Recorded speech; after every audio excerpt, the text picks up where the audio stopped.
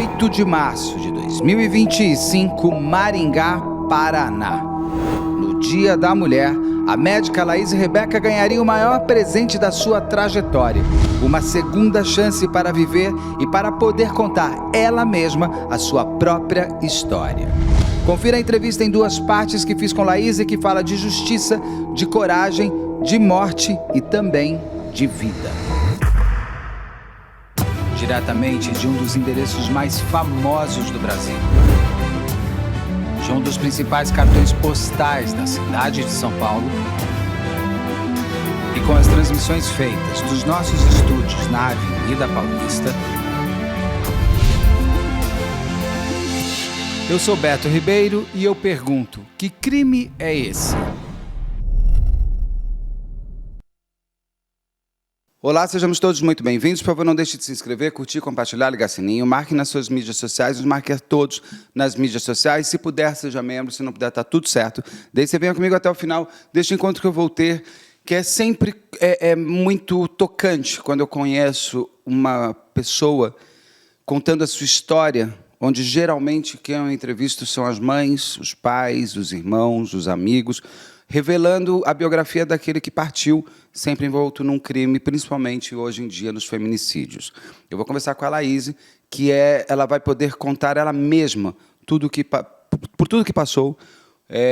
E nós vamos só lembrar o seguinte, nós não vamos aqui falar o nome do autor, porque, independente se ele é ainda investigado, se é suspeito, não é por isso, é porque o protagonismo aqui é dela e não de quem realizou toda a barbárie que foi realizada. Então, Laís, seja muito bem-vinda ao canal. Eu fico, como eu falei agora, é um presente para todos nós, e eu tenho certeza, para todas as mulheres e homens que estiverem assistindo e que forem vítimas de relações abusivas, entenderem até onde pode ir tudo. A sua história não é só a sua, ela passa a ser coletiva, que com certeza vai ter um espelhamento aqui. Então, seja muito bem-vinda ao canal. Muito obrigada por esse acolhimento. Laís, você passou por um horror no dia 8 de março de 2025, no Dia da Mulher. Foi dia 25, né? Ou foi 24? 25, agora. 25 agora, tem o quê? Eu até 3, 4 meses. Eu até fui. Nós não vamos mostrar os seus vídeos e as suas fotos pós tudo que você passou, porque uma palavra pode, assim como atrai, repulsa, eu acho que você contando vai ficar até mais importante. Mas eu até fui checar a data, porque você está muito bem já fisicamente para tantos horrores que você teve fisicamente. Mas como você mesma disse, e você vai dizer aqui, que o psicológico é algo que não se cura com o tempo. Você ainda vai existir com isso por um tempo. Tudo acontece no dia 8 de março de 2025. Eu queria conhecer você antes disso tudo, porque o que é muito interessante na sua história é que ela é o avesso do que o imaginário pensa. Você é uma mulher bem-sucedida, formada, que a gente olhando fala, não, essa mulher é uma fortaleza, com ela nada vai acontecer. Então é muito interessante conhecer você para saber como que chegaremos até o dia 8 de março de 2025. Qual é a sua história? Por onde você passou? Eu sei que você é baiana, mas estava em Maringá, tudo acontece em Maringá, no Paraná. Então, eu queria conhecer você antes de tudo. Quem é você? Qual é o seu passado até chegarmos hoje? Então, eu sou, como vocês dizem, eu sou baiana, baianíssima, orgulhosa, amo ser nordestina, Deus me livre de não ser, né?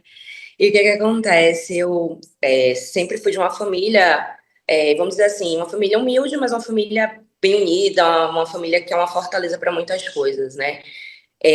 Nisso, fiz faculdade federal, né, de medicina, primeira de medicina do Brasil, foi uma coisa que eu sempre corri atrás e consegui conquistar. Fora isso, quando me formei, né, comecei a trabalhar e fiz um concurso para ir para o Paraná, para ir para o Sul, né, para ter uma melhor qualidade de vida, principalmente para fornecer aos meus pais e também ter uma melhora para mim. Passei nesse concurso, morei um tempo, né, naquela região ali de Guarapuava. Fui me graduando, né? Fui fazendo minha pós em nutrologia, porque eu queria seguir essa área. Dentro disso, fui atuando em outras coisas, fazendo também lipedema, parte hormonal. E aí eu tinha um desejo muito grande de morar em Maringá, né? Eu achava uma cidade extremamente bonita, uma cidade que dava uma qualidade de vida muito grande. E nisso, consegui Você já ter conhecia uma... Maringá? Maringá por quê Maringá? Eu conhecia já Maringá, eu não queria sair até então do Paraná até ter vamos dizer assim, até construir o meu futuro de uma forma completa. Quando eu conheci Maringá, indo para lá, que as pessoas falavam muito, eu vi que era uma cidade que me daria qualidade de vida para desenvolver o meu futuro, para viver com tranquilidade, talvez até trazer meus pais para viver comigo, e eu ia conseguir assessorar eles ali também. Então foi uma cidade que eu me apaixonei. O clima era bom, as pessoas eram agradáveis, a cidade me remetia muito à familiaridade, à alegria que a gente tem aqui na Bahia. Então, eu me senti em casa lá. Então, eu decidi ficar. E eu estava tendo um sucesso na minha carreira lá também. Você chega com quantos anos em Maringá? Maringá, eu cheguei com. Eu tô com 32 agora, eu estava perto de fazer. Eu tinha 30 e poucos. 30 e perto de fazer 31, mais ou menos. Então faz pouco tempo. Você ficou quanto tempo em Maringá? 1 ano, 2 anos? Um ano e meio, mais ou menos. Como Foi era o recente. seu, como é você, uma mulher que estava batalhando, estudando muito uma carreira de medicina, uma carreira que exige, todas as carreiras exigem, mas medicina exige tempo, foco. O dia para um estudante de medicina deveria ter 80 horas, e ele faz em 24, 80. Então, o que eu quero dizer com isso é o seguinte, você era uma mulher muito focada no seu futuro. Como que eram os seus relacionamentos? Você olhava para o futuro também como mãe ou esposa? Você buscava? Como era o seu? Como você era nesse quesito paixão? Então, eu sempre prezei um relacionamento para minha vida que se a pessoa ela não que ela não me tirasse nada. Era isso que eu pretendia sempre, né? Que a pessoa não me tirasse como profissional, porque eu já tive alguns relacionamentos antes da minha vida, eu encerrei por pessoas que não queriam que eu estudasse. Eu sempre fui muito assim caruda. Eu falei, eu vou estudar porque é a minha vida, é o meu desenvolvimento, e assim, não vou deixar que nada atrapalhasse. Então, eu buscava isso. Tinha a pretensão de ter uma família, mas uma família que entendesse também a minha rotina, porque assim, em questão de ser mãe, eu ainda não tinha um plano muito certo, porque eu tive um problema no colo do útero. Eu passei por um tratamento durante um tempo, inclusive no dia 18 de dezembro do ano passado, a minha médica, que inclusive era minha professora, ela me liberou. Ela falou: agora eu tenho certeza que você vai engravidar sem risco. Inclusive, era o plano que eu tinha agora de, em junho, fazer a coleta dos meus óvulos e me preparar para ser mãe. Eu sempre quis. Sou tia de 5 sobrinhos, sou uma tia que sou extremamente babona, amo eles com tudo. E eu queria ter essa família para mim também, porque minha família é grande, então eu queria agregar pessoas que viessem de mim para minha família também. Então, era nessa base que eu buscava, uma pessoa que me agregasse como pessoa, financeiramente, na questão de que batalhasse assim como eu, porque eu sou uma pessoa que sempre batalhei pelas minhas coisas e conquistei as minhas coisas, e que também tivesse o mesmo sonho de sempre estar construindo, né, incansável em me ajudar. Então, seria uma troca. Por que eu pergunto isso? Eu não quero nunca ser invasivo. É porque é sempre interessante a gente entender o que aconteceu com você no dia 8 de março foi o fim, quase o fim da sua vida. Eu vou entender o que aconteceu até chegar nesse ponto. Mas muitas vezes a gente repete modelos. Então, por isso que eu queria entender como que você era nos relacionamentos, se você, de alguma maneira, abria a porta para o vampiro entrar. Mas, pelo que você está me desenhando, não. Você buscava homens completamente diferentes, homens que fossem parceiros, companheiros, leais, amigos e, principalmente, que não fossem chupins. Os Exato, porque seus tiveram namoros até alguns anteriores. e eu encerrei, entendeu? Os que foram cupins na minha vida e que via que iriam atrapalhar de alguma forma. Porque assim, ninguém é perfeito, né, Beto? Só que quando ela tem uma posição na vida, que ela entende que ela pode melhorar, que ela pode crescer, que ela quer mudar por si, porque ninguém muda por ninguém, a gente entende e acolhe e vai indo nisso. Mas quando não é assim, não. Não vai. Você chega em Maringá solteira. Eu chego em Maringá iniciando uma vivência já de um relacionamento. Em Maringá. Em Maringá. Então, quer dizer, a cidade ela seria uma possibilidade de tudo para você, profissional, com seus pais, de amor. Como que você conhece nós não vamos, como eu falei, falar o nome dele. Como você conhece esse homem que faz tudo isso com você? Você chamava ele o quê? De namorado? Companheiro? Companheiro, companheiro. Companheiro. Como você conhece o seu companheiro? Então, eu conheci meu companheiro em Maringá. Eu me lembro os dias que a gente se conheceu.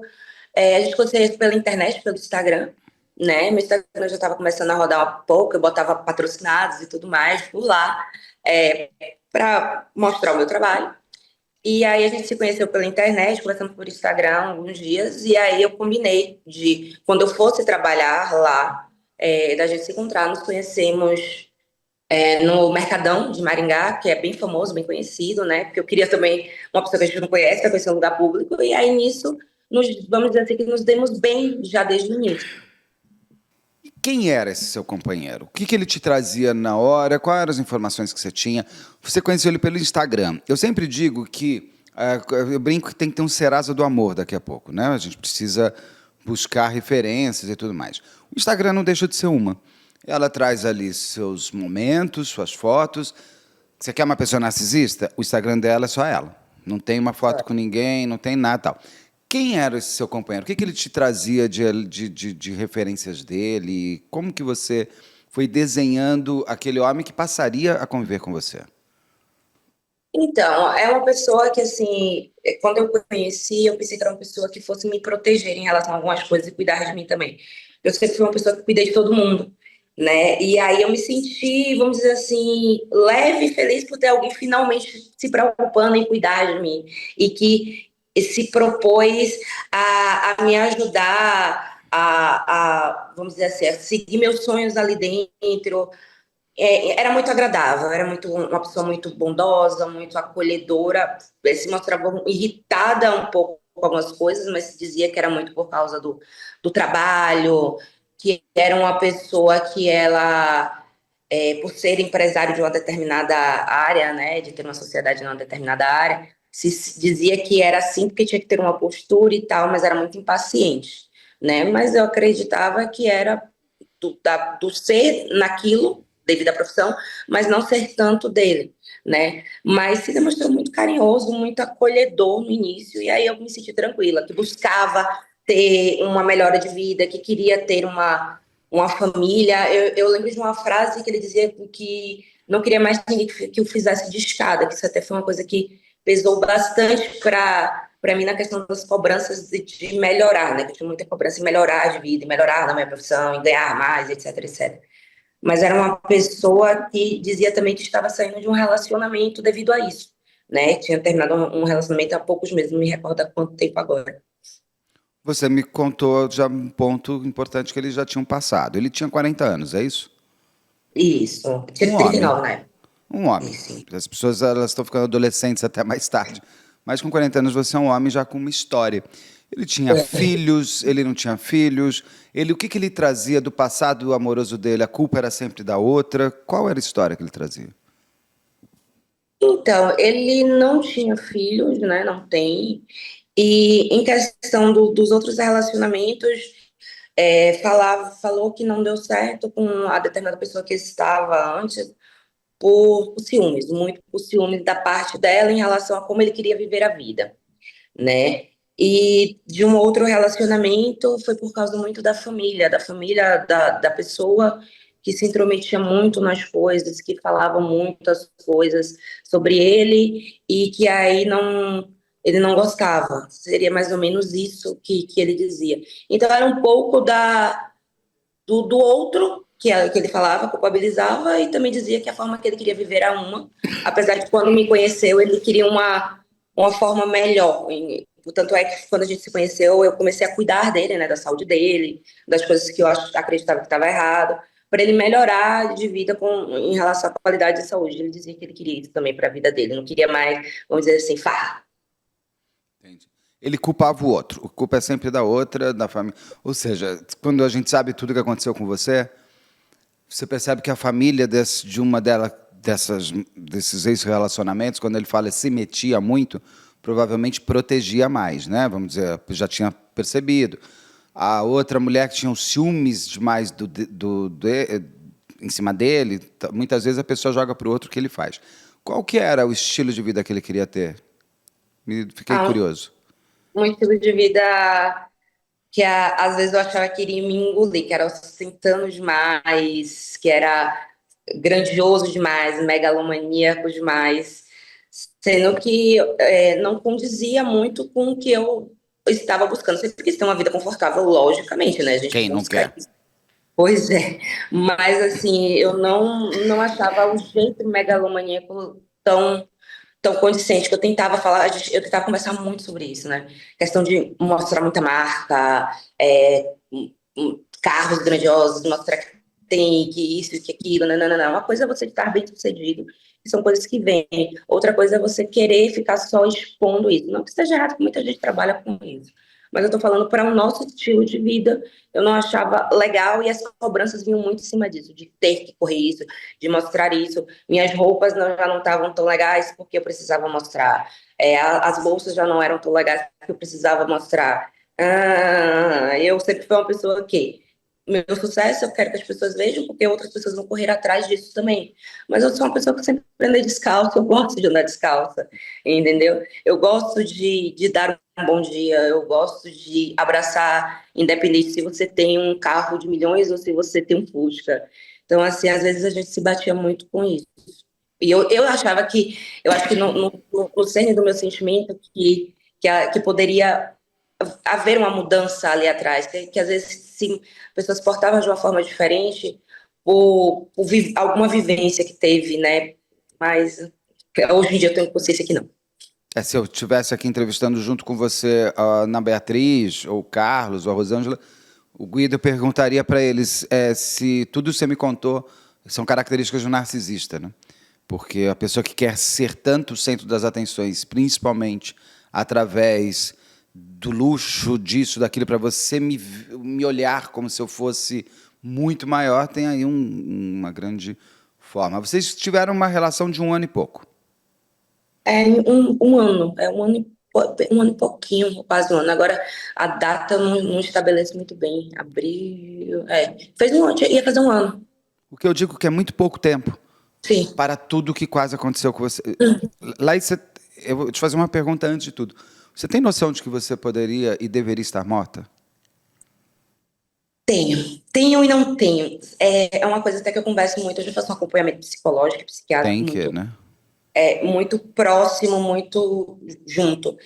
E assim, meu psiquiatra ele fala muito que eu ainda tenho uma dissociação da realidade do que aconteceu comigo. Porque às vezes eu vejo tudo o que aconteceu e não parece que foi comigo. Mas eu acho que foi muito da situação de que eu não tive muito tempo para sentir. Depois que tudo aconteceu, vamos dizer assim, que a minha vida ela desabou de uma forma muito grande, questão de trabalho, financeiro, eu tive que recomeçar tudo muito do zero, eu não tive mais trabalho em Maringá, eu tive que, não tinha proteção também, então assim, eu tive que recomeçar toda a minha vida em uma cidade, em um estado que é meu, mas que eu já estava distante há alguns anos, né?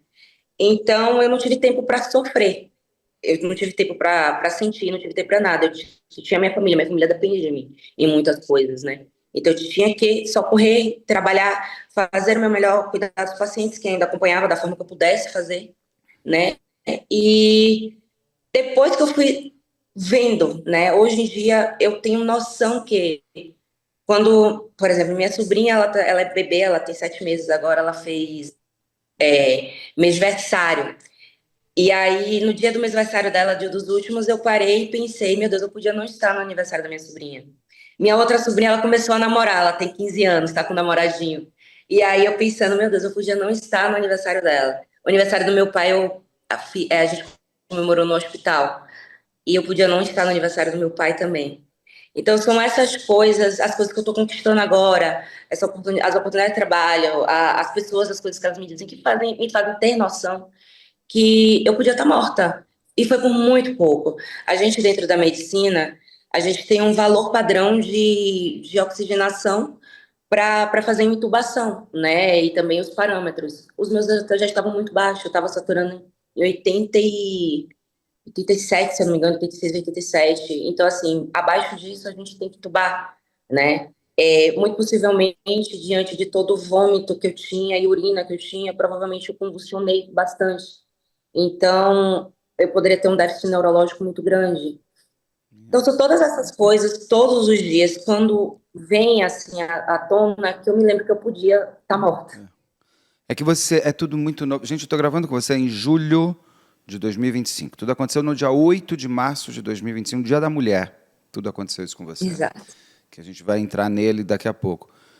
Você ainda está naquele instinto sobrevivência, que é o tipo sobrevivente dos Andes, que demorou um tempo para eles entenderem, por mais que eles fossem vendo os outros morrendo, eles não se viam na morte ainda, mas demora um tempo para você realizar, e eu quero entrar nessa conversa com você daqui a pouco, que é o quanto que isso pode ter mudado na sua vida.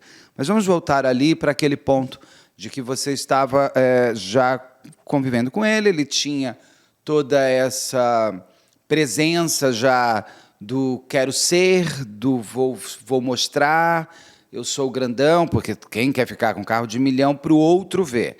Quem quer usar roupa de cara para o outro ver, que quer que o outro veja nele um tamanho maior do que ele é. E é de fato. Como era a convivência? Porque, assim, foi um ano para você ter quase morrido.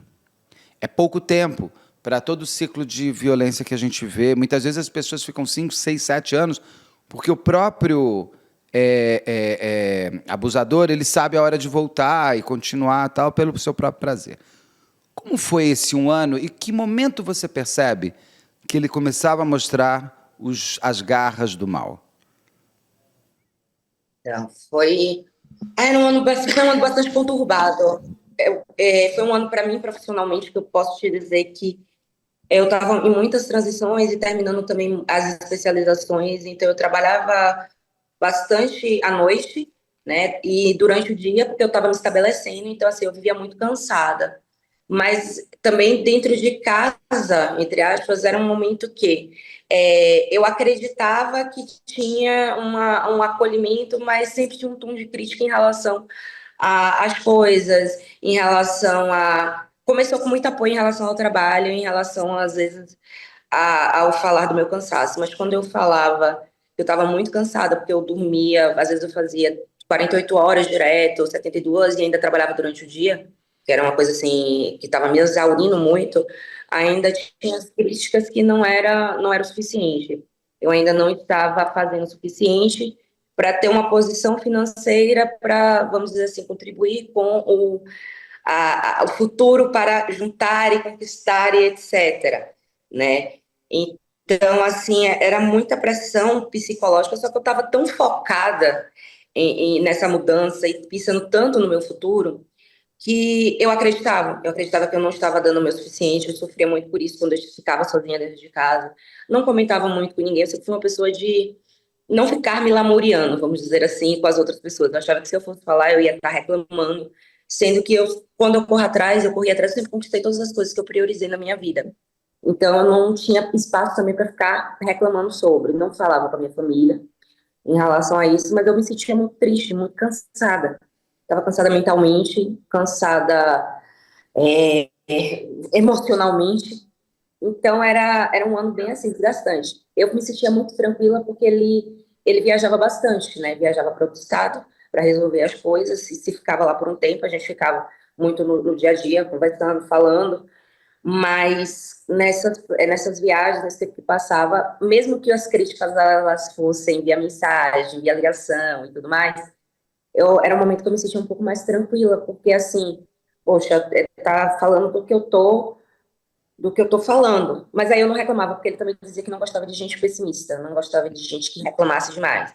Então, assim, ele às vezes tinha uns problemas no negócio, comentava e tal. Se eu falasse que eu tava cansada, que eu tive um problema, que aconteceu isso, ou então alguma coisa de família, eu tava reclamando, então eu não reclamava. Então, era assim, Beto, era essa coisa mental muito grande, esse desgaste mental muito grande, mas eu percebia que eu estava cansada, mas eu não conseguia lidar com isso porque eu não tinha tempo e eu não entendia.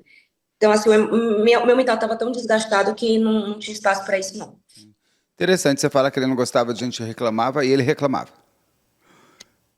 Ele pode Exato. reclamar, mas ele não pode que você reclame. É maravilhoso como as pessoas elas ficam muito claras na hora que você vai contando, elas vão se mostrando o quanto que elas são autocentradas.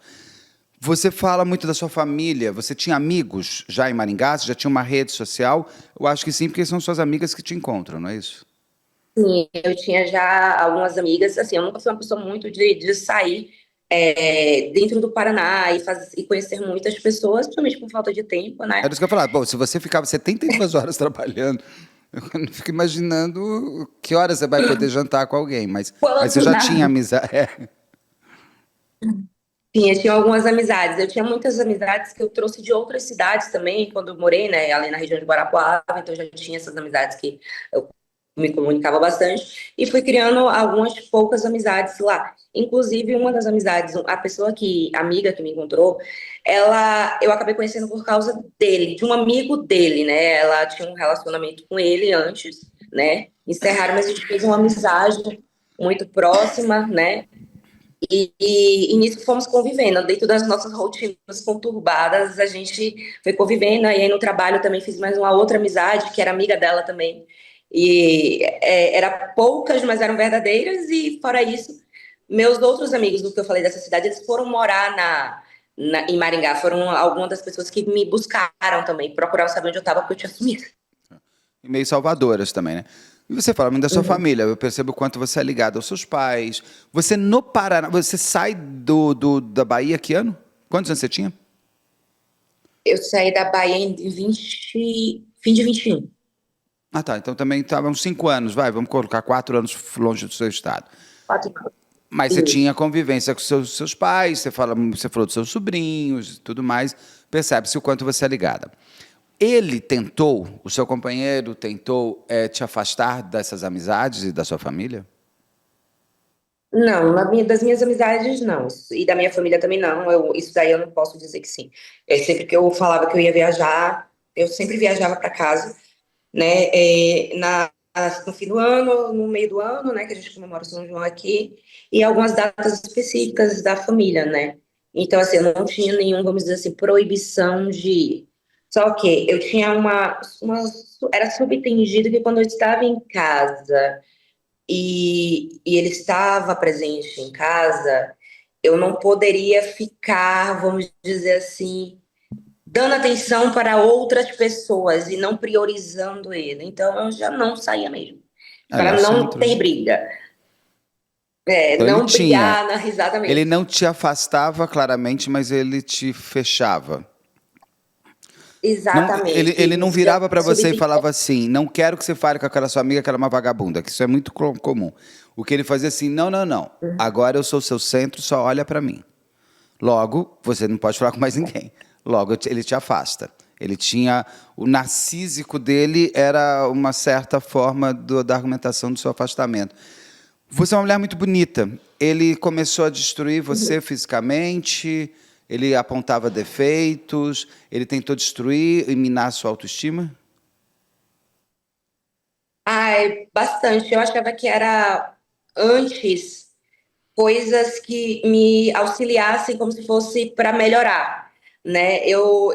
Quando eu tive o problema no útero, a gente teve uma suspeita no seio, eu fiz uma mastopexia parcial, e aí eu precisava, eu vou operar novamente, né, quando puder, para poder ficar sem, vamos dizer assim, sem paranoia. Foi um consenso que eu e meus médicos e colegas a gente chegou.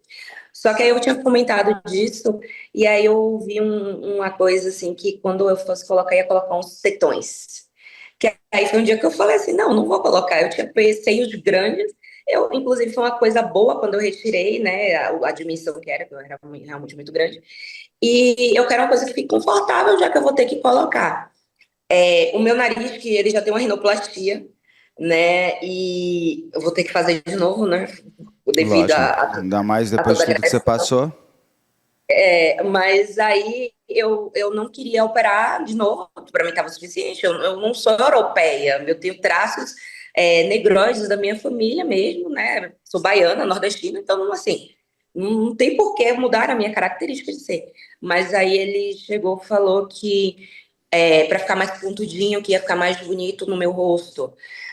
Falava dos meus cabelos que tinham que ser sempre grandes. Meu cabelo, ele caiu na época que eu fiz tratamento, né? Então, assim, eu já tinha uma coisa muito. Quando eu fui para Paraná, meu cabelo era muito curto e não crescia, então eu utilizei mega durante muito tempo, mas era uma coisa que afetava muito minha autoestima, né? E aí eu tinha que ter cabelos maiores, aquele mega não estava bom o suficiente para ficar mais bonita. coisas de corpo. Então, assim, tinha sempre uma crítica, mas só que, ai, porque você vai ficar mais bonita? Ai, porque você vai ser assim? Porque vai ser isso, isso, isso, isso. Então, assim, Interessante, ele tinha uma outra forma de ser o que todos são. Ele te destruía, mas de uma forma que você achasse que era para o seu bem. Então, assim, não é que você é feia, é que se você tivesse o nariz melhor, aí ficaria bom. Se você tivesse o cabelo mais, você ficaria mais, assim. Então você não está bonita, né? Você tem que estar mais, porque assim, olha só o que te falta, né? E como ele acaba te envolvendo nisso. É interessante porque, como eu falei, é um espelhamento para muita gente. Eu acho que os seus relatos vão de alguma maneira tocar outras mulheres que se percebam nessa mesma situação e que às vezes acham que, não, é que ele gosta muito de mim, ele cuida muito de mim. Quem ama não te destrói, é ponto.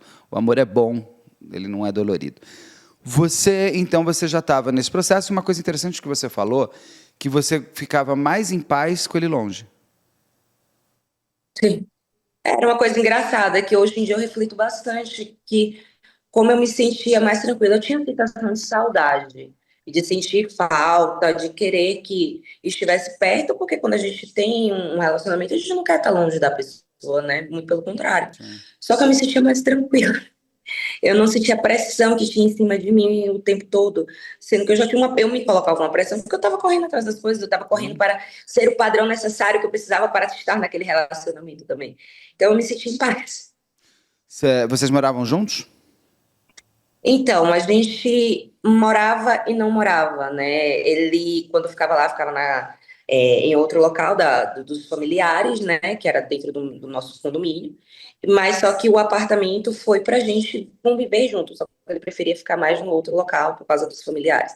Então, querendo dizer que sim, que tínhamos da convivência de morada, sim. Vocês moravam ali, vocês estavam morando juntos. Vou entrar num ponto delicado, se você não quiser a gente passa, mas é que é sempre importante dentro de toda essa dinâmica do abusador. Sexualmente, ele era como? Ele exigia, não te exigia? Quando você não queria, ele entendia? Ele te obrigava? Como que era essa parte? Se você puder e quiser falar sobre isso. Então, não, eu vou falar por partes, não vou dar todos os Sim, detalhes, mas não, de assim, jeito nenhum.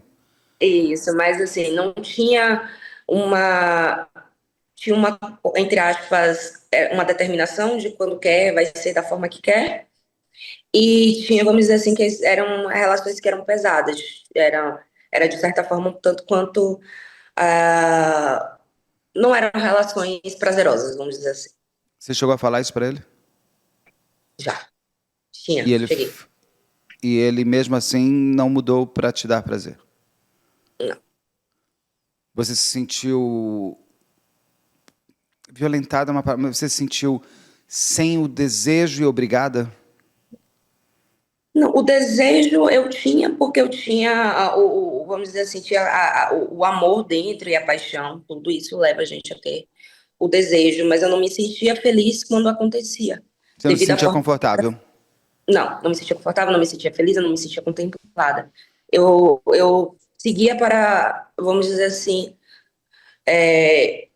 porque era uma coisa que era fadada a ter dentro de um relacionamento e até ter um diálogo que fosse suficiente para que mudassem a maioria das coisas. E mesmo você conversando, ele não mudava a forma de ser.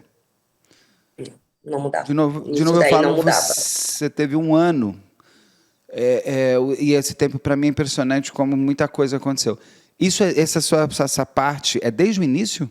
Ou ele mudou depois que ele te conquistou, de fato? Mudou. Não era dessa forma, e aí foi mudando, foi piorando, e aí tinham sempre as justificativas do porquê por trás, e por que que acontecia daquela forma, por que aquela forma. Eu, como médica, né, aquele lado médico de ser, eu tentava compreender e auxiliar, mas eu acho que não fugia muito desse lado também. Então, Entendi. não era legal. Quando foi, hoje você olhando, quanto tempo vocês tinham de relação e como foi? Hoje você olha mais de fora, ainda mais você está nesse momento da sobrevivência, parece que as cores ficam mais claras e a dor menos existente daquele momento. Se você parar para olhar, que momento foi o ponto que ele iniciou aquilo que viria a ser quase sua morte no dia 8 de março? Foi uma briga, foi Ai, uma gente, fala, foi um tapa, foi uma puxada de cabelo, foi uma voz mais alta? Como foi isso? ai, a gente já estava vindo num momento que já estavam tendo vários desgastes. Já estava andando numa corda bamba muito grande. Eu estava bem assim. E aí a gente teve alguns problemas no início do ano. Foi uma fase realmente que eu estava indo muito bem na minha questão profissional, mas eu estava desgastada com algumas outras coisas, né? E aí, querendo ou não, ninguém está 100% feliz e de bom humor o tempo todo. E eu estava desgastada de não poder compartilhar, né, as minhas frustrações, os meus sentimentos, nem falar assim, poxa, eu tive um dia de cão, né, para não falar, não acabar xingando dentro no meu dia de trabalho e falar isso, chegar em casa e falar, ai, porque aconteceu isso e isso.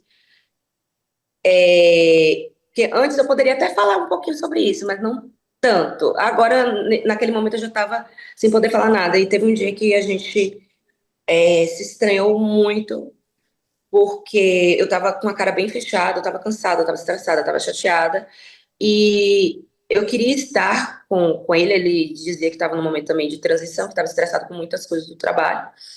E aí foi um dia que a gente acabou se estranhando, e no outro dia a gente decidiu parar a questão do nosso relacionamento. E aí eu fiquei um tanto quanto, vamos dizer assim, triste, muito desolada, vamos dizer assim. Só que aí a gente foi convivendo pela amizade, né? Como conseguiríamos ter uma amizade. Só que eu parei e pensei, diante das coisas que foram expostas por ambos, que ainda valia a pena tentar o nosso relacionamento. Só que como eu estava errada e ele estava priorizando outras coisas, eu teria que melhorar em muitas coisas também, né?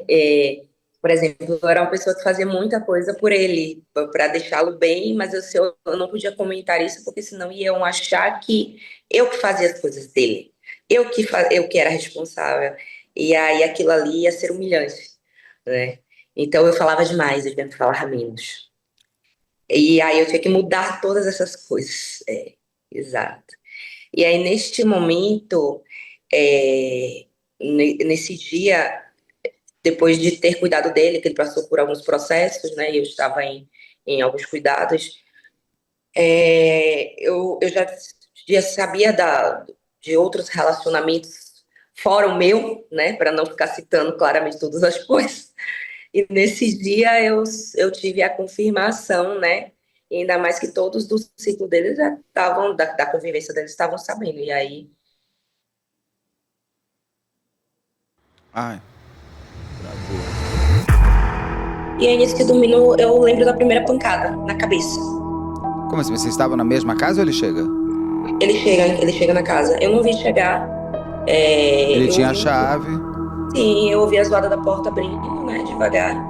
E aí, eu lembro da primeira pancada, assim, com um flash, né? Ele quebrou seu nariz, eu vi as fotos dos seus hematomas, não sei como você conseguia enxergar, se conseguia. Uma pancada na cabeça dessa maneira.